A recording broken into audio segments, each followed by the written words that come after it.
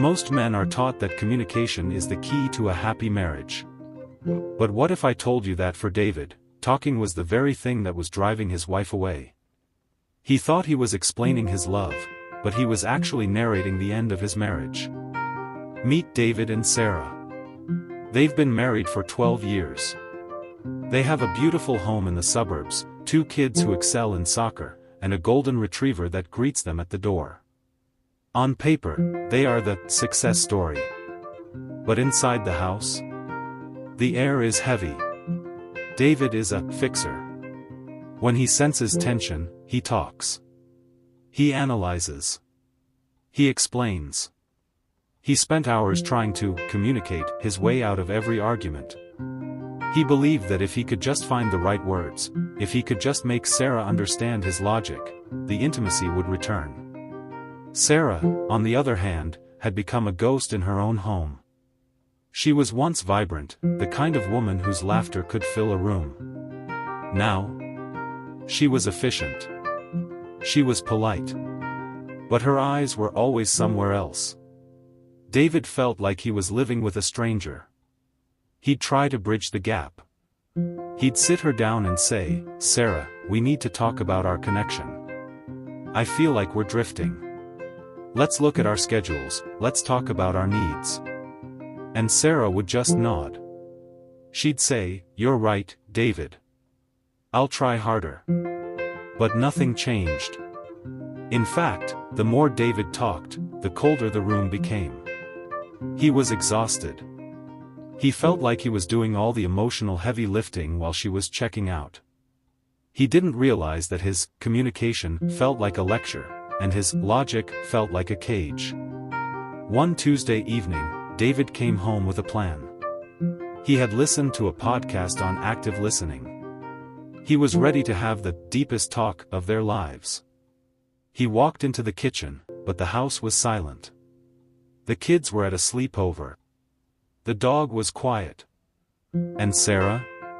She wasn't in the kitchen. She was sitting on the back porch, staring at the tree line. With a suitcase sitting by the door. Not packed, but open. Empty. David felt a chill that had nothing to do with the evening air. He opened his mouth to ask her what was going on, to explain why they shouldn't be at this point, but for the first time in 12 years, the words died in his throat. Because on the table next to the suitcase, was a single, handwritten note. It wasn't a list of grievances. It was just a drawing. What could a drawing say that 12 years of talking couldn't? David picked up the paper. It was a sketch of a bird inside a cage. The cage door was wide open, but the bird was huddled in the corner, staring at the latch. Underneath, Sarah had written, "You keep telling me I'm free to fly, but you never stop describing the sky to me." David felt a surge of frustration. Again with the riddles? He thought. He walked out to the porch. "Sarah, what is this? If you're unhappy, talk to me. We can fix this. Just tell me what you need." Sarah didn't turn around. Her voice was a whisper. "David, please. Just for once, stop talking." He was stunned. He stayed silent for 60 seconds. It felt like 60 hours. But then, his old habits kicked in. "I'm just trying to understand, Sarah. Communication is how we solve things. If I don't talk, how do we grow?" Sarah finally looked at him. Her eyes were red. "You aren't communicating, David. You're performing.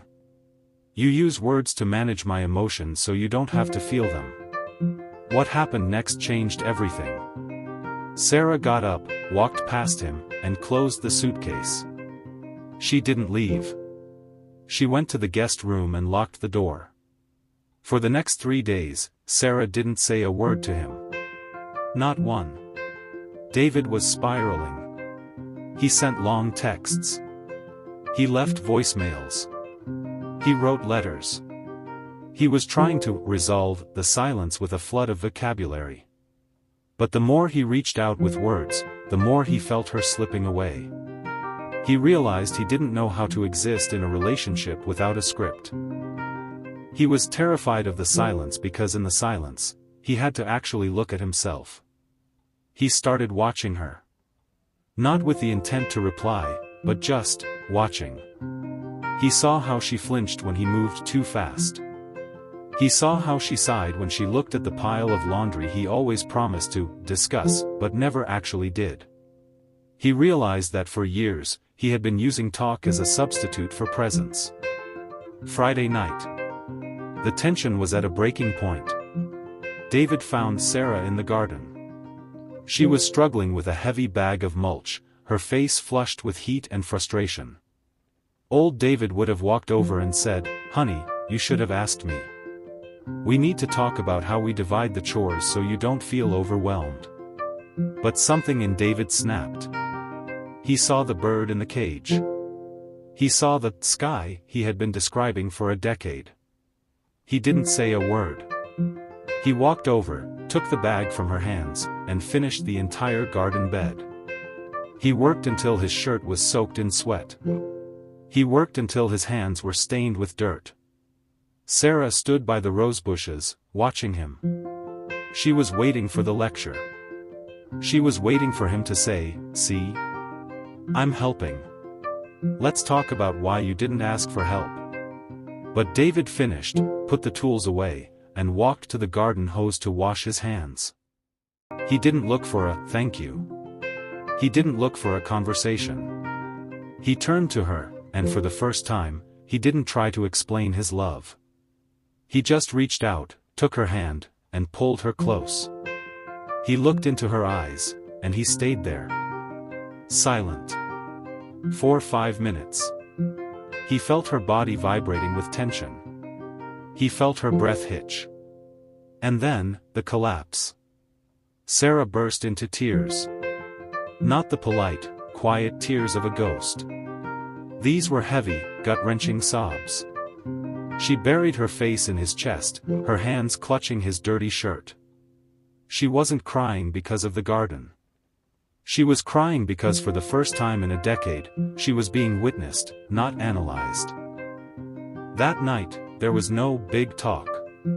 There was no resolution on paper. David realized that men often use speech to provide solutions, but women often need sanctuary. Words are easy. Presence is hard. He stopped trying to resolve their issues and started resolving his own absence. He began to lead with his hands and his eyes instead of his mouth. Months later, the empty suitcase was gone from the guest room. The drawing of the bird was framed in their hallway, but Sarah had drawn something new on it. She had drawn the bird flying, and David was the wind beneath it, not the cage around it. Their marriage didn't become perfect. They still had disagreements. But now, when things got tough, David didn't reach for a dictionary. He reached for her hand. He learned that you can't talk a heart into opening, you can only provide the safety for it to bloom on its own. Men, listen closely. Speaking more won't resolve your marriage issues if your words are just a way to avoid the uncomfortable truth of the moment. Your wife doesn't need your logic as much as she needs your attunement. Stop describing the sky, and start being the ground she can stand on. Sometimes, the most powerful thing you can say to save your marriage, is absolutely nothing at all. David almost lost everything because he couldn't stop talking. Have you ever felt like your words were making things worse instead of better? What would you do if you were in David's shoes? Let me know in the comments below.